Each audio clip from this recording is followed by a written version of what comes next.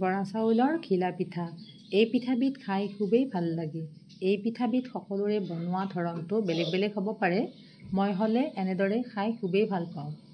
এয়া লৈ লৈছোঁ এবাটি বৰা চাউলৰ পিঠাগুড়ি। ইয়াতে অকণমান নিমখ লৈ লৈছোঁ, পিহি লোৱা আদা পিঁয়াজ এচামুচ আৰু এচিকুট হালধি।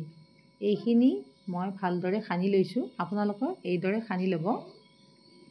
এতিয়া ইয়াতে গৰম পানীৰে আটা মঠা দি মঠি লৈছোঁ। এবাৰতে পানীটো দি নল'ব, অলপ অলপকৈ সানি ল'ব।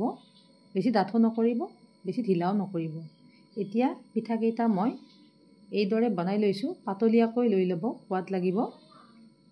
তেলটো হাই ফ্লেমত হিট কৰি লৈ এতিয়া লোত ৰাখি পিঠাকেইটা ভাজি ল'ম। পিঠাকেইটা ভাজোঁতে বেছি ৰঙচুৱাকৈ নাভাজিব। আদাৰ ফ্লেভাৰটো নাইকিয়া হৈ যাব, সোৱাদটো কমি যাব।